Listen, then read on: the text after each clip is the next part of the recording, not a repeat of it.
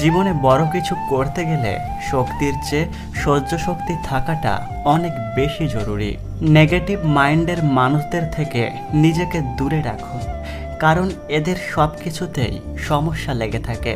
বারবার বিশ্বাসে আঘাত পাওয়া মানুষটাই জানে যে বেঁচে থাকাটা কতটা কষ্টকর। জীবনে যে ছেড়ে গেছে তাকে ভুলে যাও, আর যে সাথে আছে তাকে গুরুত্ব দাও। জীবনে যা কিছু ছেড়ে দাও না কেন, হাসি আর আশা কখনোই ছাড়বে না, কারণ এই দুটো জিনিসই তোমাকে বেঁচে থাকতে সাহায্য করবে। জীবনে ভুল ধরা মানুষের অভাব নেই, কিন্তু পাশে থেকে সঠিক পথের সন্ধান কজনই বা দিতে পারে। মন থেকে চাওয়া জিনিসগুলো যতটা সহজে ভাবা যায়, ততটাও সহজে কিন্তু পাওয়া যায় না।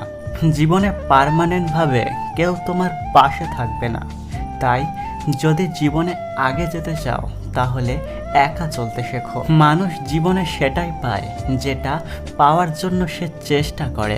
মানুষ হয়ে জন্মে যদি মানুষের সাথে মানুষের মতো কথা বলতে না পারো, তাহলে জানোয়ারের মতো চুপ থাকো।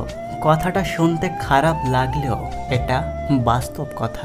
মানুষ দেখতে যতই ফর্সা হোক না কেন, তার ছায়াটা সবসময় কালোই থাকে। তাই জীবনে নিজের ব্যবহার আর চরিত্রটাকে ঠিক রাখার চেষ্টা করুন। কখনো সেই মানুষটার জন্য কাঁদবেন না যে আপনার চোখের জলের কোনো মূল্য দেয় না। আমাদের সমাজের এক অদ্ভুত নিয়ম, বাড়ির সম্মান থাকে মেয়েদের হাতে, আর ধন সম্পত্তি থাকে ছেলেদের হাতে। জোর করে কি আর বেঁধে রাখা যায় যদি তার মন পড়ে থাকে অন্য কারো মায়ায়? ভেবে নয়, জীবনে পরিশ্রম করে পরিস্থিতি বদলানো যায়। আজ থেকে নিজেই নিজেকে একটা কথা দাও যে যেখানে তুমি কোনো ভুল করনি সেখানে কখনো নিজের মাথা নত করবেন না। এই সংসারে কেউই সুখী নেই, সবাই দুঃখী। কেউ নিজের দুঃখে দুঃখী, তো কেউ অপরের সুখ দেখে দুঃখী। মনের কথা আর মনের ব্যথা বোঝে যে জন, সেই তো প্রকৃতপক্ষে আপনজন। যাদের একা থাকার অভ্যাস আছে তারা জীবনের সবচেয়ে কঠিন পরিস্থিতিকেও সহজেই মানিয়ে নিতে পারে।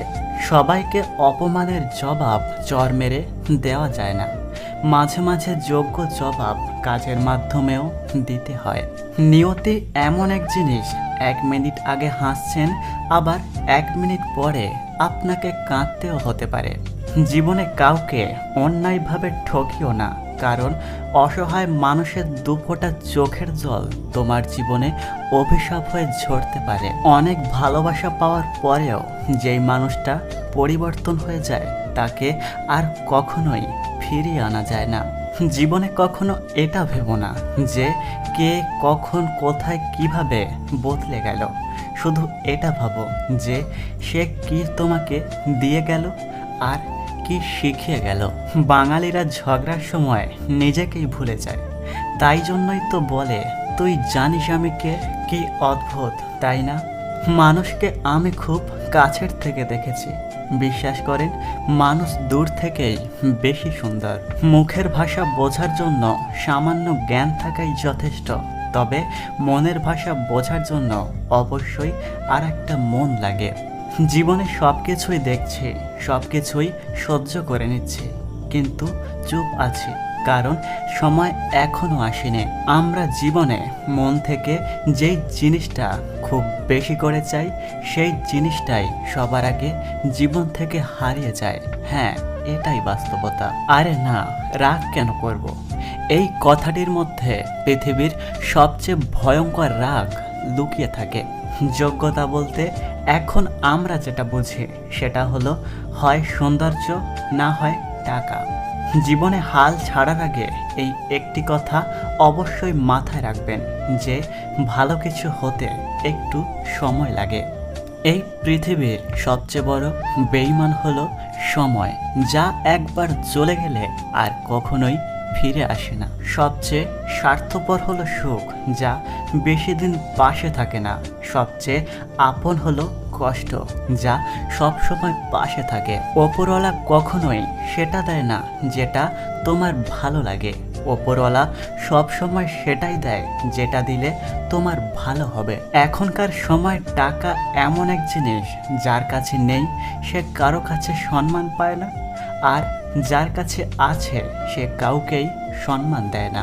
জীবনে যদি সত্যের পথে দাঁড়াতে না পারেন, অন্তত অন্যায়কারীর পক্ষে দাঁড়িয়ে তালি বাজাবেন না।